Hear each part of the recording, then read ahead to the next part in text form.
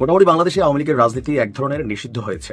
যদিও সরকার এক প্রজ্ঞাপন জারির মাধ্যমে আওয়ামী লীগের সকল রাজনৈতিক কার্যক্রম নির্দিষ্ট একটা সময়ের জন্য আপনার নিষিদ্ধ ঘোষণা করেছে। আর এই নিষিদ্ধ ঘোষণার প্রতিক্রিয়ায় আওয়ামী লীগ তাদের প্রতিক্রিয়া জানিয়েছে এবং পাশাপাশি আওয়ামী লীগের সবচেয়ে বড় মিত্র ভারত এবং বিজেপি সরকার তারাও তাদের প্রতিক্রিয়া জানিয়েছে, একটা উদ্বেগ প্রকাশ করেছে যে এভাবে নির্বাহী আদেশে আওয়ামী লীগকে নিষিদ্ধের প্রক্রিয়া আসলে কতটুকু যৌক্তিক। ভারত কি বলল তাতে আসলে তেমন কিছু যায় আসে না, বাট যেই দেশটা কিছু বললে যায় আসে সেই দেশটার নাম হচ্ছে মার্কিন যুক্তরাষ্ট্র। দর্শক, আওয়ামী লীগের নিষিদ্ধের প্রক্রিয়ায় অথবা প্রতিক্রিয়ায় মার্কিন যুক্তরাষ্ট্র বিষয়টা কিভাবে দেখছে আসুন দেখি এই প্রসঙ্গে সর্বশেষ আপডেট কি ছিল আমাদের কাছে। আপনার মার্কিন যুক্তরাষ্ট্রের যিনি পররাষ্ট্র দপ্তরের প্রিন্সিপাল ডেপুটি স্পোকসপারসন টমাস টমি ফিক্ট, তার কাছে এই আওয়ামী লীগ নিষিদ্ধের ইস্যুটা নিয়ে তুলে ধরা হয়েছিল। জবাব তিনি কি দিলেন আর প্রশ্নটা কি ছিল তার কাছে জানতে চাওয়া হয়, বাংলাদেশের অন্তর্বর্তী সরকারের অধ্যাদেশে বাংলাদেশ আওয়ামী লীগের সকল কার্যক্রম নিষিদ্ধ করা হয়েছে।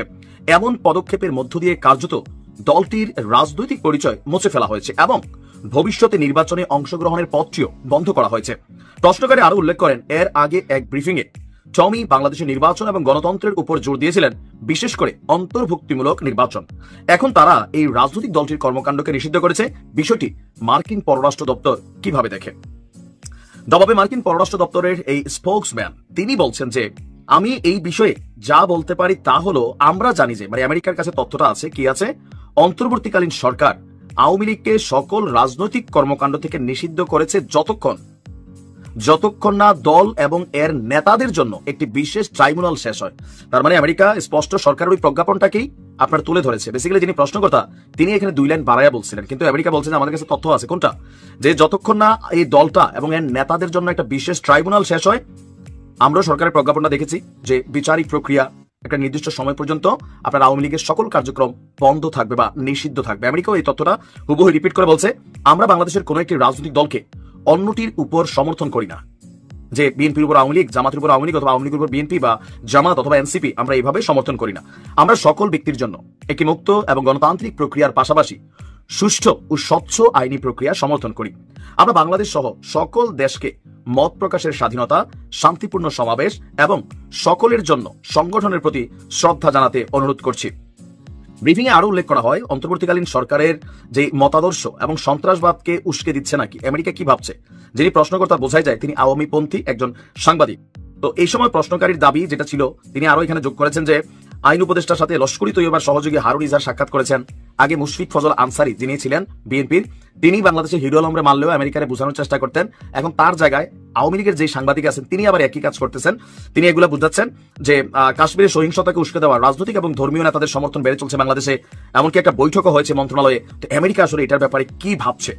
জবাবে মার্কিন স্পোকসম্যান বলছেন, আবারও আগে যা বলেছি তা পুনরায় উল্লেখ করবো, আমরা বাংলাদেশের সাথে 50 বছরের বেশি সময় ধরে যে অংশীদারিত্ব বজায় রেখেছি আমরা তার মূল্যায়ন করি। সরকারের সঙ্গে আমরা কাজ করতে প্রতিশ্রুতিবদ্ধ।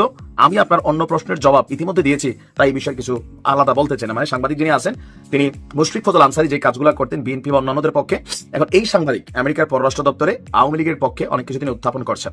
তো আমেরিকার বক্তব্য যদি আমরা ক্লিয়ার বুঝতে পারি যে এখানে আমেরিকা ওইটাই বুঝতে চাইছে কোন দলকে নিষিদ্ধ করা এটাকে তারা সমর্থন করে না, তবে যারা অপরাধ করেছে এই যে বিশেষ ট্রাইব্যুনাল এটাকে তারা সমর্থন করছে। যে বিচারিক ইস্যুগুলোতে সরকার যে সিদ্ধান্ত নিয়েছে এটাতে আমেরিকার কোনো দ্বিমত নাই।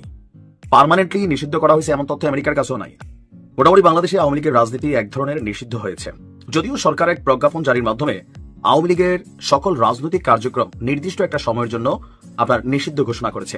আর এই নিষিদ্ধ ঘোষণার প্রতিক্রিয়ায় আওয়ামী লীগ তাদের প্রতিক্রিয়া জানিয়েছে এবং পাশাপাশি আওয়ামী লীগের সবচেয়ে বড় মিত্র ভারত এবং বিজেপি সরকার তারাও তাদের প্রতিক্রিয়া জানিয়েছে, একটা উদ্বেগ প্রকাশ করেছে যে এভাবে নির্বাহী আদেশে আওয়ামী লীগকে নিষিদ্ধের প্রক্রিয়া আসলে কতটুকু যৌক্তিক। ভারত কি বলল তাতে আসলে তেমন কিছু যায় আসে না, বাট যেই দেশটা কিছু বললে যায় আসে সেই দেশটার নাম হচ্ছে মার্কিন যুক্তরাষ্ট্র। দর্শক, আওয়ামী লীগের নিষিদ্ধের প্রক্রিয়ায় অথবা প্রতিক্রিয়ায় মার্কিন যুক্তরাষ্ট্র বিষয়টা কিভাবে দেখছে